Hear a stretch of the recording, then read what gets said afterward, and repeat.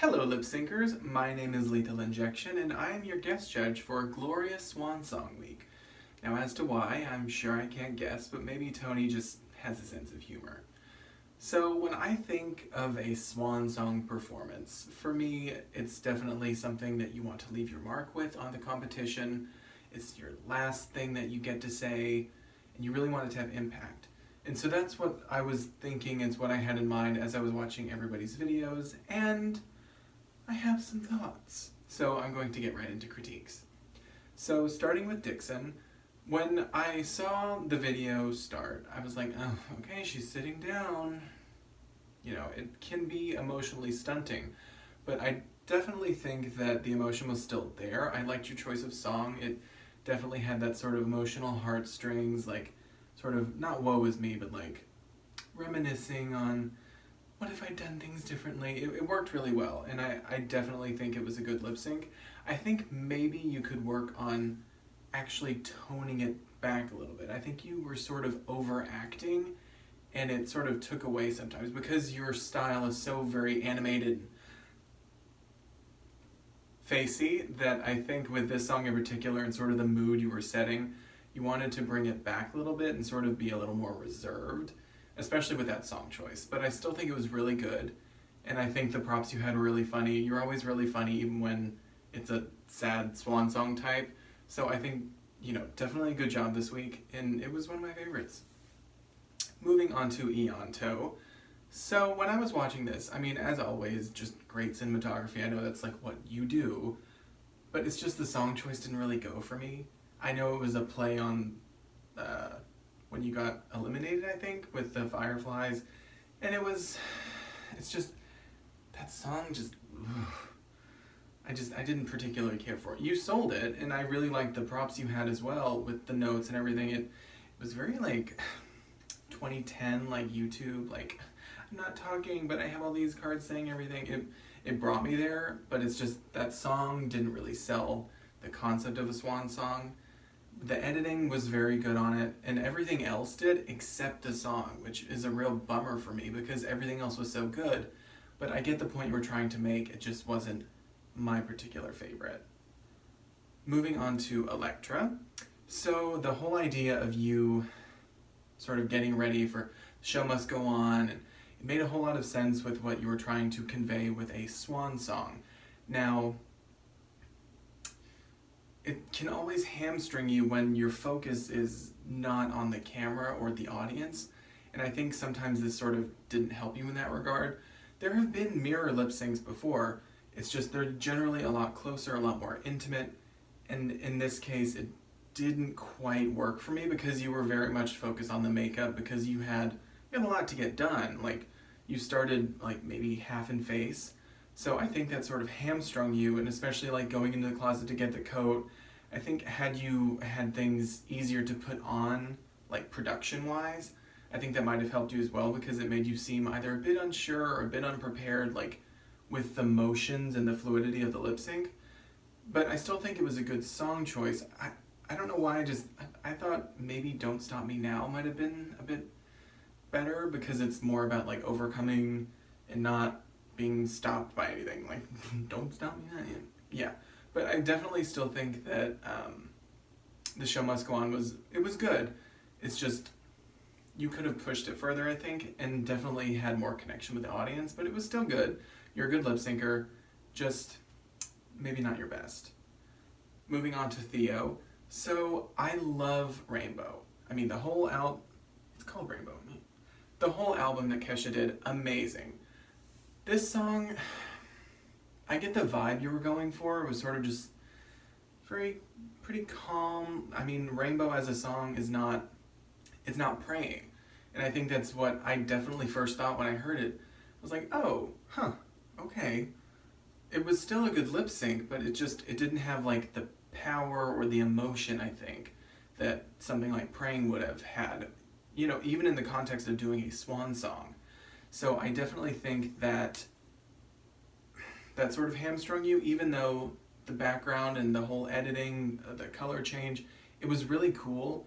I think when you took the shirt off, I know you were going for sort of like I couldn't tell if it was like Pride, like Thoughtwear or something. I think had it been more colorful because it was just white, might have played a little bit better, been more impactful. I definitely thought, the flag and the makeup, I thought it was a good touch. I think you could have pushed it further in several directions, especially look-wise if you were going to go for that colorful, but also as well, like you did, a little choreo, like I saw your, that was really cute actually, but I think you could have pushed it more emotionally, and I think that might have helped, along with maybe serving more of a look, like I said.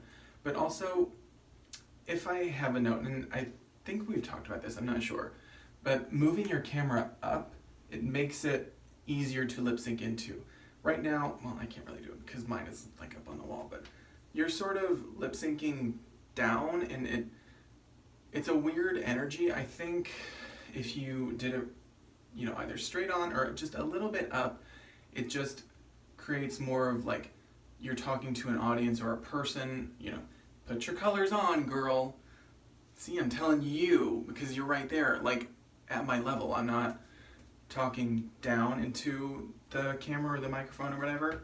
So I think that might have helped as well, just staging wise. I mean, even if it's just as simple as putting your camera on a few books, Lord knows I did that. But it was still a good lip sync, solid, but I just think there are some things that could have been improved in it. Okay, moving on to For Evie Lips.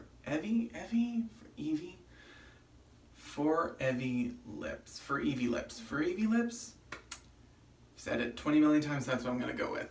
So we'd originally talked about, your concept and what you were going to go for, and I suggested doing, you haven't seen the last of me, you haven't heard the last of me, but Share. And I saw you do it, and I was like, oh, work, girl, okay. And I definitely think that's a good choice. I don't think the audio recording you used, it was a bit, not glitchy, but it was a bit crackly. It wasn't the best quality you could have used. So I think that sort of hamstrung it a little bit. And when I think of the lip sync itself, you've definitely been the person this season for like roving lip syncs. That's definitely an advantage because as someone who does pretty much everything with their art, their drag, their camera, lip syncs, everything, personally I do them by myself. So seeing someone with the option to do that, it's way different from what I do, and it's an advantage in a lot of cases because you can change things, and it's worked for you because you've had such cinematic and like storytelling lip syncs throughout this season. And I think you could have used that more to your advantage in this lip sync. Even though you were moving, it just felt sort of static because you were in your room. Like there was the moment when you were reminiscing with the costume from when you won Circus Week, and that worked out really well. But sometimes it was just moving for the sake of moving, and I wanted more progression. And I think as creative as you are, you could have had that more throughout that lip sync. And it just wasn't your best for me personally. It was still good because your lip syncs are good. You're a good lip syncer. But there were just some technical things, especially with the audio, that really sort of took it down. And with a lot of everybody's lip syncs this far in the competition being good, it's things like that that can limit you and hinder you from doing your best that you need to amp up all the way to the finale. Otherwise, it's those little things that can get you and they can just, bam, knock you out for no reason. But it's things you have to think about every time you submit a lip sync as you go further. Still good, but just those little problems that could have been worked on better, I think. Okay, moving on to Alex Lux. So I like me some Natalia Kills. I know she got a lot of shit for that mess she pulled on The Voice or whatever. But I like a lot of her music, so when I heard Out of Time, it was, it was a good lip sync, I thought. A good song choice, very melancholy, and I think the set that you made was really good. Just the sort of fucked up sort of party, Alice in Wonderland vibe, feel thing. I thought it was really good. The slow motion, I think, was a good trick to play, but I think it did kind of mess with the quality of the video itself, which wasn't bad, but it was just evident. I think your lip syncs in the past have been better quality just as far as the video goes, and I think that is because of the slow motion editing. The lip sync itself was good. You missed a couple ooh-woos, I think, because it's hard to predict when to do them because it's almost like they're going the entire song. So sometimes you did them, sometimes you didn't. And it was sort of like a trade-off in the song because she'd be singing, but there's still this like wailing behind her that you would sometimes pick up. And as far as lip syncing style itself, it's something I've noticed in a couple of your lip syncs. You're very, I can't even do it. I don't want this wig to fall off. But like your brow is very furrowed, it's very knitted. Like you're always, like no matter what the lip sync is, your face, it feels, I think I might have shifted my wig a little bit. Hold on. Okay, we're fine. But it is not distracting, but it's something that I think you could work on showing emotionally, more varied emotions as far as facial movement. I don't want you to get locked in sort of that furrowed brow. It can work in some cases, but I think you want to show more emotion and elasticity in your face, and I think that will convey more to an audience watching your lip sync. It's something that I noticed just as like a little thing, but I think it could really improve the quality of your performance in your lip syncs overall, so it might be something to think about. But it was still really good, this lip sync. The set was really good, the props and everything I quite enjoyed. The song itself was really good, so overall, good job. Lastly, we have I'm a Bee Mess. And so we've been talking all week. You'd sent me like 8 drafts of your lip sync, so I'm quite familiar with the song you chose now.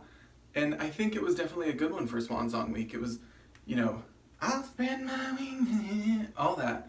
And it was really good. It conveyed a lot of emotion. You definitely took the choice, I don't want to say it was expected because there were a lot of things you could have done with it, but it was very like reflective, looking back on everything you've done. And I think you executed it in a way that, even though it was sort of an idea that others might have done, regardless, you did it very well. And so that's something to be proud of as far as performance goes. We talked about this when you were editing, as far as using just the black background.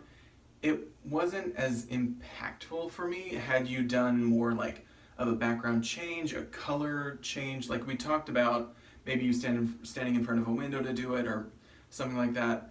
Even if you didn't have a window to use, you have that green screen, then I think you could have played with more setting changes in between your sort of looking back on your lip sync reflections. And I think that would have helped sell the idea of the emotional arc of this song. It was still really good, but I definitely think those editing changes could have pushed it further. Like your lip sync was on point.